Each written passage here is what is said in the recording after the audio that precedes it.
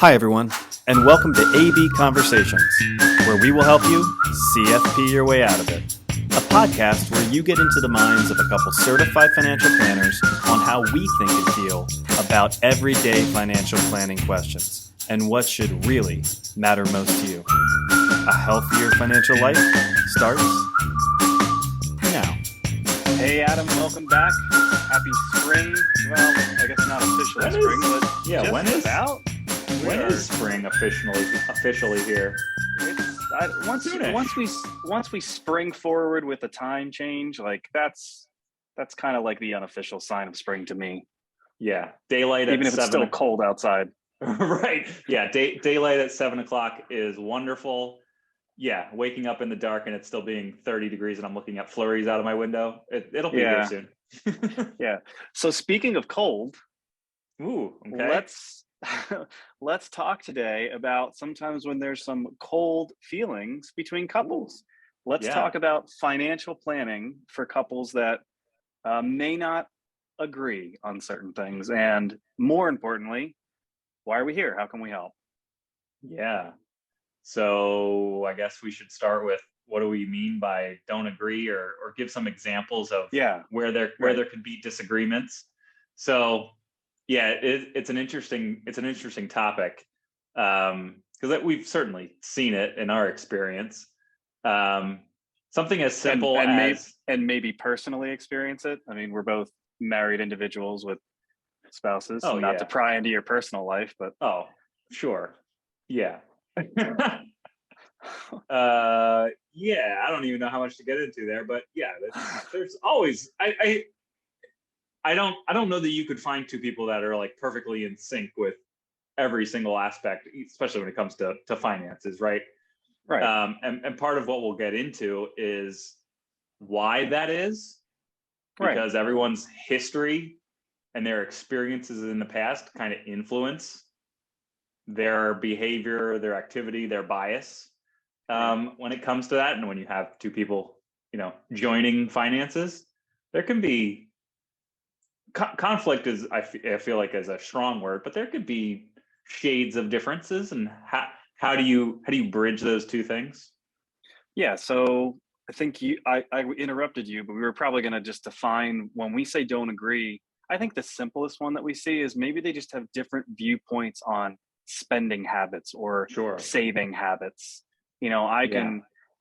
It's not uncommon for couples to kind of pick on each other in an initial meeting with us, like, oh, well, I'm the saver and she's the spender, or the other way around. He likes to get these toys and I'm talking about the future here. So I think that's a common one. Absolutely. Yeah. Another one we see frequently is just the difference in opinion on investments and risk. Oh yeah. There's often one spouse is risk averse. I just want safety. I'm not worried. I don't want to go on the market roller coaster ride. And the other spouse being, yeah, I'm okay with that. I don't worry about it. It doesn't bother me. I'm okay to be invested in things that are going to be volatile. And then trying again to find that middle ground where they both feel okay.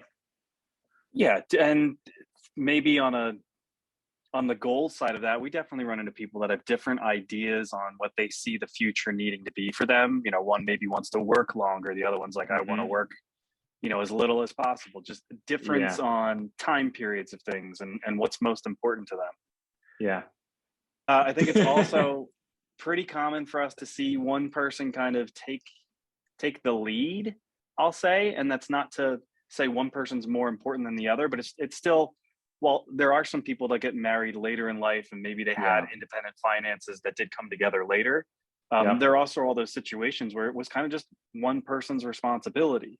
So it doesn't mean that the person that's not taking the lead doesn't have a viewpoint that they want expressed. And that's where we can maybe see some of that, marital distress around money too. Yeah. Yeah. So I guess I'll start by just saying, for anybody that's already gotten to this point and thinking, oh yeah, that sounds like me, you're not alone. Right. We've seen it. It's not uncommon. We often joke in some of those meetings when it does feel like there are just differences of opinion, that those early meetings can often feel like a combination of math or finance class and marriage counseling kind of all rolled into one. So like all of your stress and anxiety, just cram it into one time period. Sounds awful, but Well, it's necessary.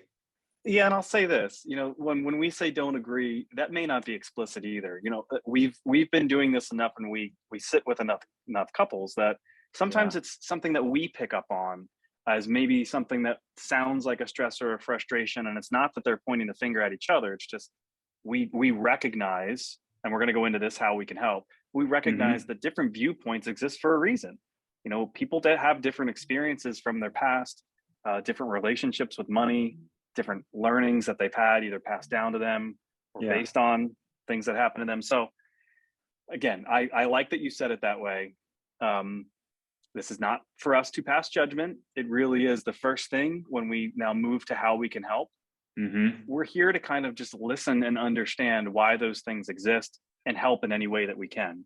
Not that we're sitting here taking sides with saver versus spender or aggressive versus conservative.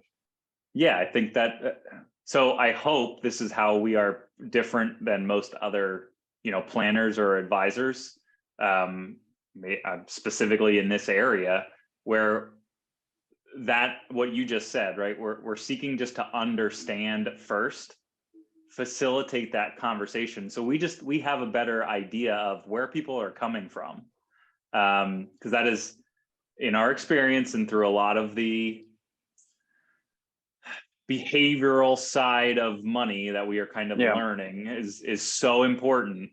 To uncover that in and of itself is I don't want to say it's a talent, but it's a skill, right? Just to be able to have that conversation, you said it, to be able to listen to what somebody's saying and pick up on key words or phrases and ask those follow-up questions to really understand why.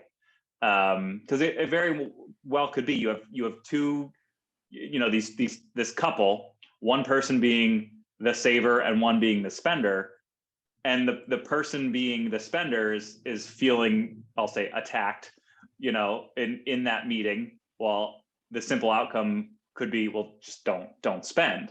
But that doesn't necessarily get to the root of the problem or fix things in the grand scheme of things. That's where it does take a little bit extra to make sure that we're facilitating that conversation. It is a safe space for people to kind of share where they're coming from, how they're feeling, and try to find some middle ground where, again, they're kind of in agreement they're probably, I said this earlier, I'm imagining people probably aren't as far apart as they may feel, or it comes across at certain times when you actually start to talk through, some of the issues or some of the disconnects. Yeah, and I think I'm glad you went there, because as you were saying that, I was going back to a lot of our questions kind of just are follow-up questions to better understand why. Why do you feel that way? Why did you say that way? Because I think if we can find that their common ground still is kind of what matters most to them and what they're trying to get to, it's not to label ourselves as saver versus spender when, there is, I'll just say, balance, right? We want couples to find balance between, in this case, well, I spend a little bit today because I want to experience this, or I want my kids to experience, something in this realm, while balancing saving for the future.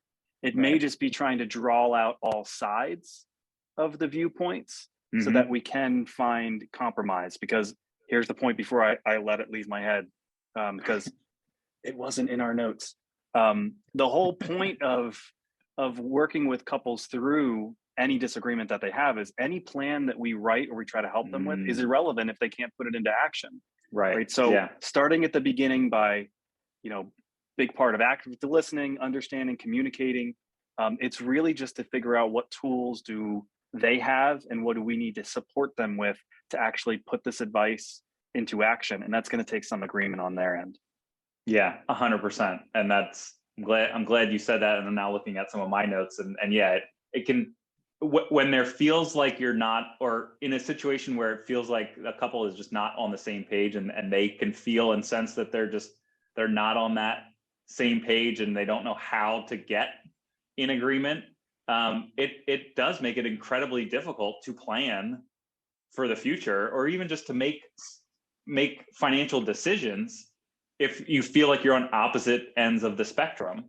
So yeah, it ultimately does come down to action, and if advice can't be implemented, then it's no good. So then we're really peeling back the curtain again. I thought we had 4 notes on 4 good points we wanted to make on like how we can actually help. Mhm. And we're going to put it all under this camp of like, I think we just want to bring awareness to certain things. Again, it's not choosing sides. It's not judgmental. It's all planning and big picture to try to help you move forward. Yeah. The first one I kind of mentioned, so I'll take that and then you can kind of move through the next one. Okay. We sometimes want to take the opportunity to just make sure there aren't misconceptions on either side. And again, I think we've just become, as a society, pretty quick to judge and maybe not as empathetic as we should be. So we get to sit in the middle and kind of be mediator here to make sure that how each person is viewing the other or their own financial situation, that we're all kind of working from the same starting point of what matters most, what we need to do to kind of get there and eliminate those barriers of misconception. Yeah, 100%. I think another way to kind of sort through that, we talk about it a lot. It's like it's mental accounting. Sometimes. Oh man, I'm trying to think how to put this in better words than what are currently just floating around in my head, just nonsensically. The idea that the outcome or where that path may lead to may be no different. That end result may be no different, but there could be 50 different ways to get to that end result.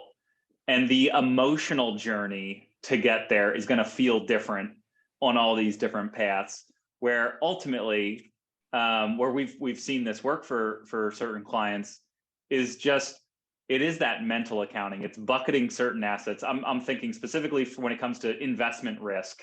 Yeah, me too. And being able to kind of, your words, kind of scratch the itch for both partners, where there is the safety and security of cash, or we know what we need is here and it's safe. And by the way, for the stuff that we're just not sure of, or we're thinking about the long term, that can be invested, that can have some growth, associated with it. Where at the end of the day, the aggregate of all of that usually ends up somewhere in the middle, where maybe it's not 100% comfortable for either one of them, but trying to split that difference and end up in the middle just by mentally accounting for certain things, we've seen that go a long way. Yeah, and I think we talk about bucketing with expenses too. I see a parallel between what you just said and that idea that, all right, if somebody feels fulfilled by doing certain things that may be looked at as focused on the here and now and not the long-term future, we owe that some respect, right? We do have to help people feel fulfilled. So if there is spending, whether that's vacation, it's stuff around the house, it's things for the kids, right? We need to live fulfilling and happy lives. And there's an element of that. But I think maybe our job or the role that we can play is, okay, but to what extent and to what limit, right? Because I'll go back to the word balance. All we're trying to do is help this couple kind of balance those two things.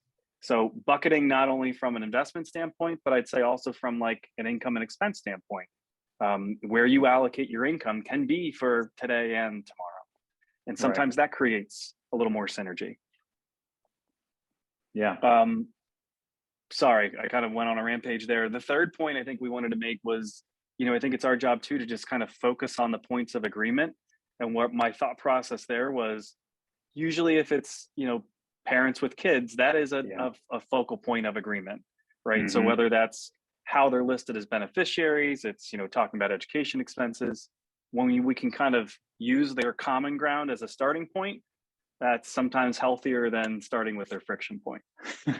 Yeah. And so I want to build on that, because I think I said it earlier. Oftentimes we find that they are not they're not as far apart as they may think or feel.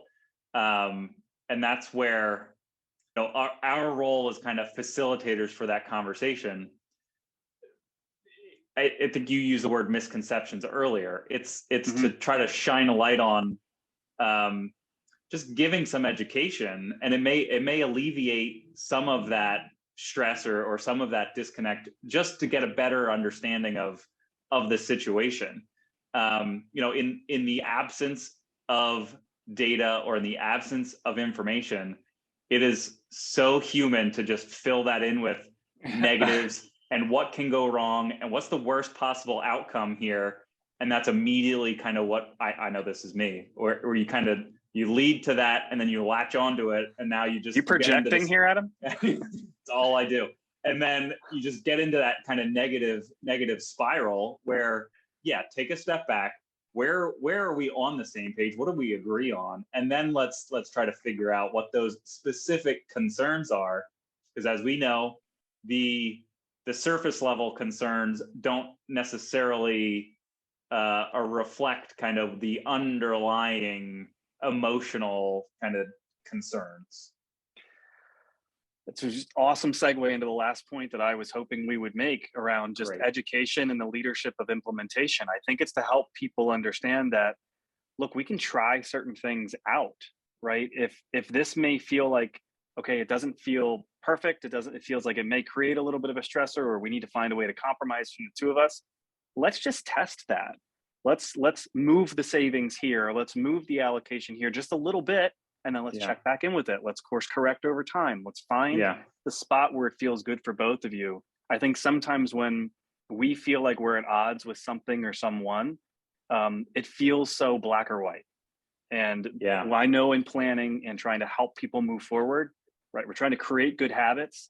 Those are little like micro actions at a time where hopefully that stress of making a wrong call or this is going to feel horrible.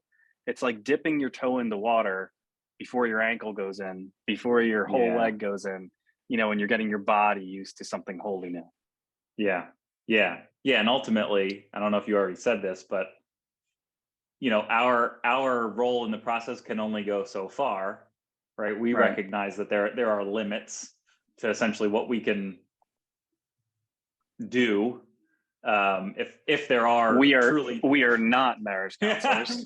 Correct. We neither of us are certified in relationship counseling. That is for sure. So that, all that being said, oftentimes it really can be as simple as, let's identify where the friction is. Let's talk through that, and let's together try to find, okay, then what are our potential options here moving forward? What's going to feel good for this person? What's going to feel good for this person? And then that's where our job, our expertise really comes into play, to try to figure out what are realistic paths forward that we know in our experience are at least going to get them still moving in the right direction. Because ultimately, you said it, the advice needs to be actionable for it to actually matter. And at the end of the day, that's kind of our focus. Yeah, I think that was actually a really good summary, and we can maybe leave it at that. We're here to be partners. If it takes being the middleman in a conversation, we know that that's part of what we need to do. But if you find yourselves not agreeing, I'll go back to your comment from earlier. That's normal. I think that's all of us. It's going to happen at some point, not only in relationships, but our relationships with money and relationships between each other with that money. So it's okay. This is a safe space to talk about it, and let's figure it out. Yeah. Sounds great. Let's do it. Call us.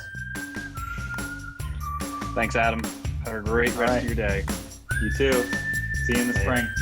Bye. Bye.